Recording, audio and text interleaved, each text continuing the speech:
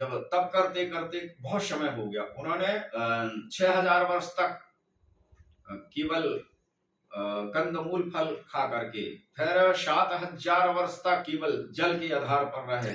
बरस सहस 10 त्यागे सो, ठाड़े रहे एक पद दो। फिर 10,000 वर्ष तक मनु और शत्रुपा ने एक पैर से खड़े होकर के और तप किया था, और इतना घोर तप किया था कि विधि हरि हर तप देख अपारा, और मनु समीप आए बहुबारा।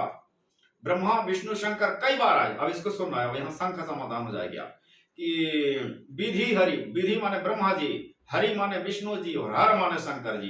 विधि हरि हर तप देख अपारा, मनु समीप आए बहुबारा।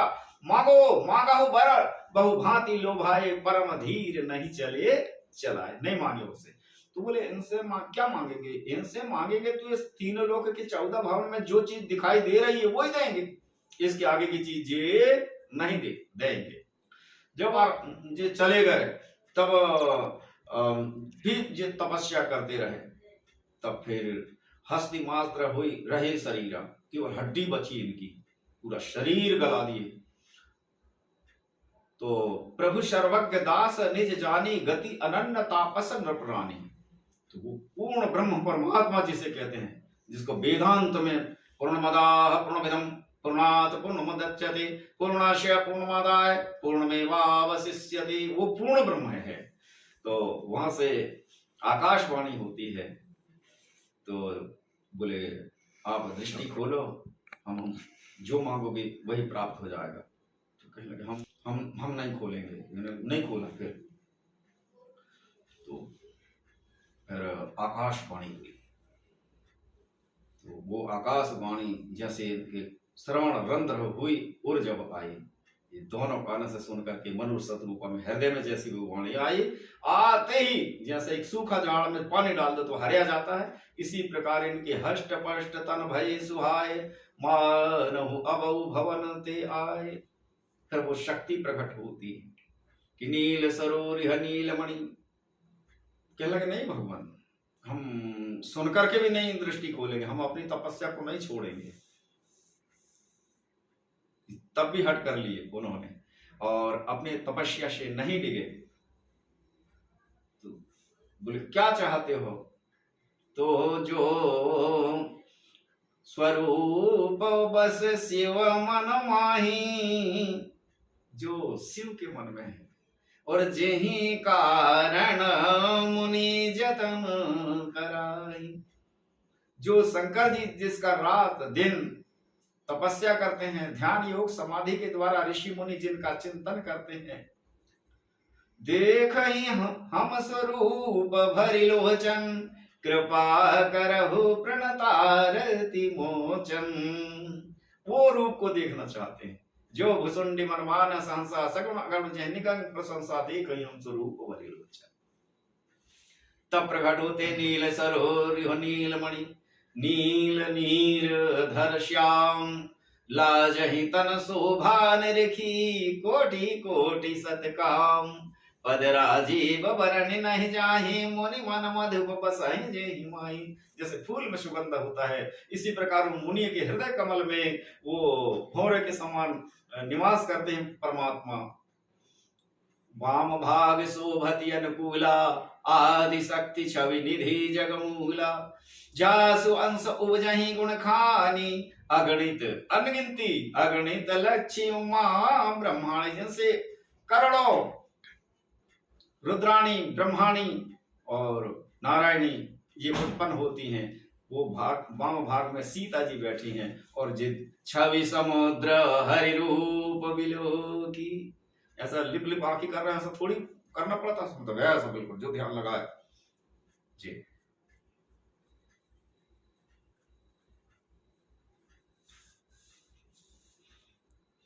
तब छवि समुद्र, जिनके समान तीनों लोकों में कोई ही नहीं है।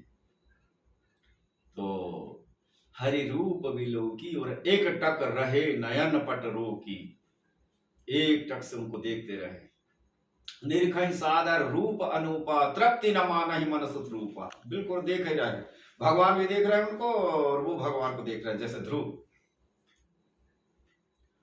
तब भगवान के खड़े होकर के कहते हैं कि भगवान नील सरोरुह नीलमणि नील नील धर श्याम राजहितन शोभा निरखी कोटि कोटि सतकाम। तो फिर इनके चरणों में गिर गए। उनने भगवान ने खुद उनको उठाया और उनके सिर में हाथ फेरा और पूछते हैं, हे मांगो, क्या मांगते हैं। ये प्रवचन में बड़े विशद बढ़ जाता है इसका, हम 60 में बता रहा हूँ बिल्कुल आपको। तो बोले भगवान हमको तो चाहूं तम ही समान सुत प्रभुसन कवन दुराव। अब ये भी उल्टा हो गया ना कि हम दर्शन दिए, हम वरद मांगने को रहो तुम, मुझे हम तुमको दर्शन देने और तुमको गुरुदेव 24 घंटा यही हो। तो चाहो तुम्हें समान, मैं तुम्हें उनको पुत्र बनाना चाहता हूँ। तो कहने लगे ठीक है ठीक है। बोले तुम समान खोजम कह जाई और नृप तब तनय होव मैं आई। तुम्हारे समान योगी तपस्वी दूसरा कोई नहीं है, इसलिए मैं तुम्हारा पुत्र होकर के आऊंगा। तो इधर भगवान उनको वरदान दे दिए। अब इधर शत्रुचा भी हाथ जोड़ के खड़ी थी, उनकी धर्म पत्नी। शत्रु पही बिलो की कर जोरे देवी मांगो बर जो रुचि तोरे। तो शत्रुपा जी ने कहा भगवान जो बर नाथ चतुर नृप मांगा सोई कृपालो मोहि अति प्रिय लगा। मैं क्या मांगू भगवान, मेरे पति देव ने जो मांग लिया वही मेरे लिए। 2 साधु थे, पति पत्नी, और उनका एक बालक था। वो तपस्या कर रहे थे, श्री राम जय जय राम कीर्तन चल रही थी उनकी। वहीं से नारद जी गुजरे। इनका तो हार में खेती नहीं, गांव में घर नहीं, खाने को दाना नहीं, पहनने के कपड़ा नहीं, और ये रात दिन साले दोनों पति पत्नी और बालक भगवान के कीर्तन में लगा। भगवान के पास अन्याय में तो भगवान ही के पास जा रहे थे बैकुंठ। तो भगवान के पास पहुंचे, देवर्षि नारद ने प्रणाम किया, भगवान ने आसन दिया और बैठे। तो बोले नारद तुम तो सत्संग करके जाने लगे, कुछ प्रश्न लेके आए थे। हाँ बोले भगवान थोड़ा विस्मृत हो गया था। तो बोले भगवान मैं कुछ पूछना चाहता हूँ। तो बोले कहो कहो कहो क्या बात।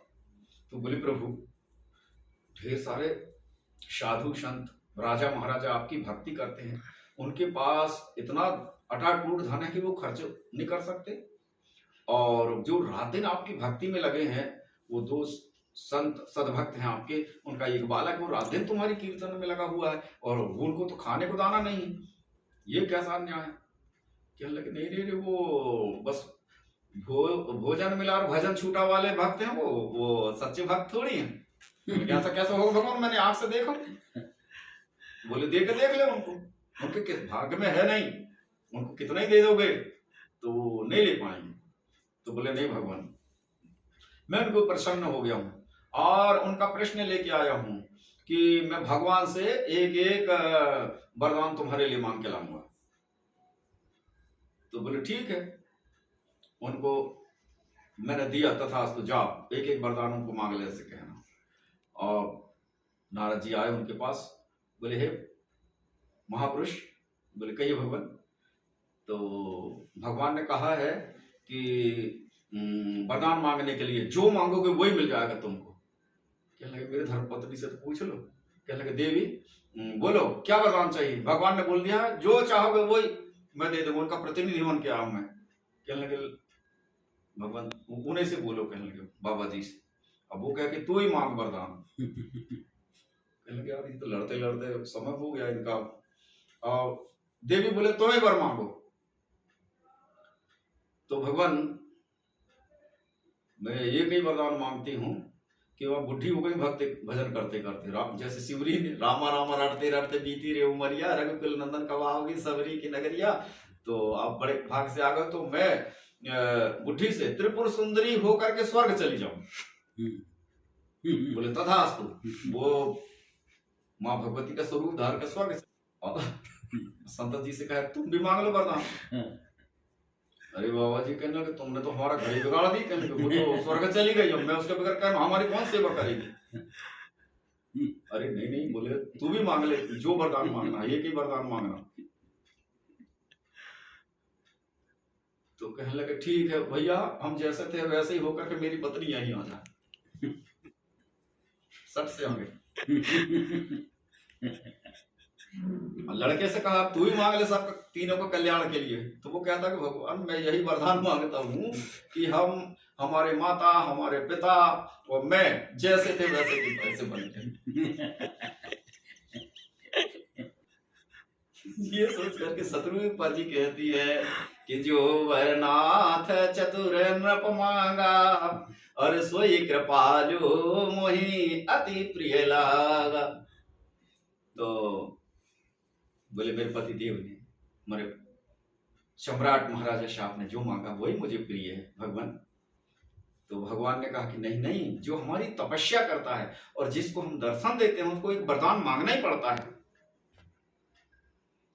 तो हमने सोचा कि क्या मांगू, ऐसी मांगू कि सार्वभौमिक हो, दुनिया की कोई चीज नहीं हो।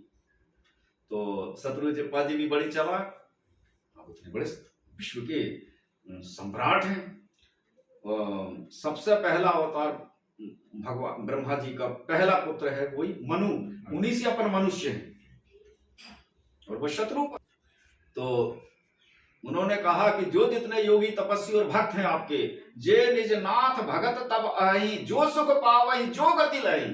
संसार के समस्त सुख को भोग करके जो गति लेते हैं पाते हैं अंतिम, सोई सुख सोई गति सोई भक्ति, सोई निज चरण सनेहु, और सोई विवेक सोई रहनी प्रभु हमई कृपा करि दे। वाह कितनी बड़ी ये मांगा उन्होंने। और वो पहले वाली मांग देखी और ये मांग को देखी। इसको कहते हैं बिना मांगे हीरा मिले, मांगे मिले ना भी। तो ये 33 कोटि देवता हैं, इनसे कुछ मांगो, उस ब्रह्म का चिंतन करो।